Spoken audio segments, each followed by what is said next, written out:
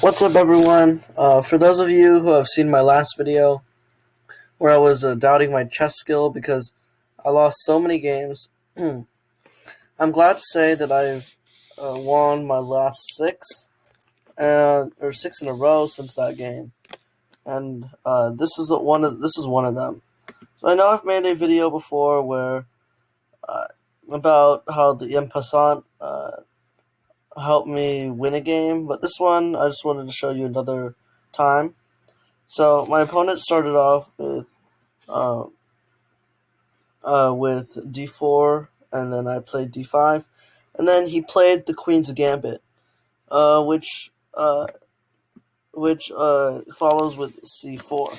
So the point of this is if I take this, the point is to try to get me to take this free pawn. It's not as free as it looks. So if I take, then he can move his pawn up to e3, and then lining up the bishop to take back. He'll also have two pawns in the center, while my pawn going out, will just leave one pawn in the center. So he'll take control of the center of the board with this move. So normally when someone plays the Queen's Gambit on me against me, I play c6. The point of this move is so that even if they do take, and then I can just take back, have it so that we have an equal amount of pawns in the center.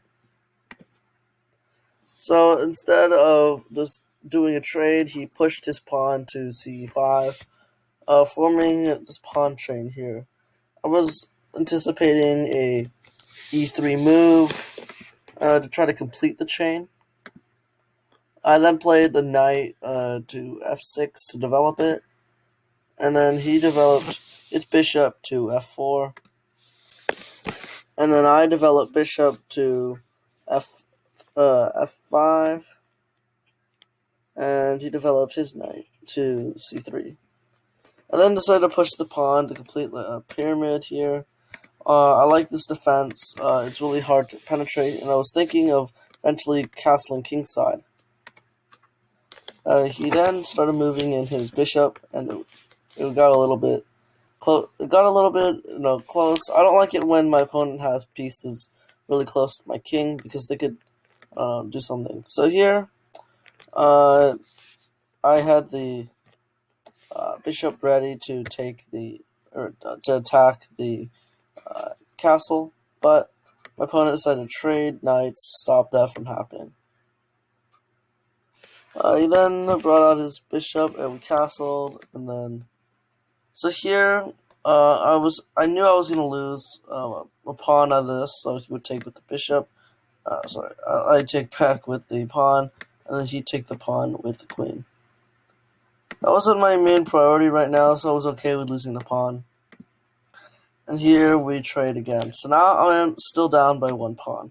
I decided to make my queen more active and put more pressure on his king, so I just checked once. I then started moving in queen, and here's where the plan started. So I forced his queen to move, and I was able to take control of this pawn. And we then traded, and I got the pawn back. And at the end of this, I was set up to take another attack a pawn and a bishop or rook at the same time. The best move he could have made was castle to c1. This would move the castle out of harm's way while still protecting the pawn. But instead, he decided to attack the bishop instead, which was going to move anyway. So now I am up one pawn. I developed his knight, and I moved my castle. I was going to start trying to attack the king in its kind of closed position. I traded castles there. I usually like to try to make the board open. When I attacked his pawn, he protected it with the knight, and I then kicked the knight out, and then he had to bring in the castle to protect that pawn. So, right now, I decided to start pushing this pawn here. I knew that if he had taken again with the pawn, This would allow me to take his castle. He tried to get me to trade pawns here. This would have been a big mistake for me. It would have stopped me from being able to move this pawn up and take this pawn at d3.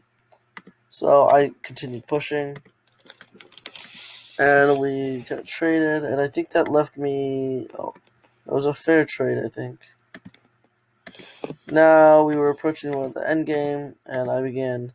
Oh, this is where it happened. So we're in this move. It's my pawn's stranded. It can't go anywhere. He moves his pawn up, and then I take it with the Passant. So the way it works is, if your opponent moves his pawn forward 2 squares, and 2 squares while your pawn is in the 4 or 5 file, depending on which color you are, you can go diagonal to take that piece. The only thing is you can only do this move right after they make theirs. So if I had moved the bishop, I don't know, back to g7, and then I tried it, it wouldn't have worked. So this allowed my pawn to get open, and that was just a really big mistake there, and led to him resigning. So yeah, that was that game. Before I end the video, I just want to say that I am trying to reach a ELO of 1500 by the end of the year, and I may start streaming once I reach 1200. So make sure to keep on the lookout for that.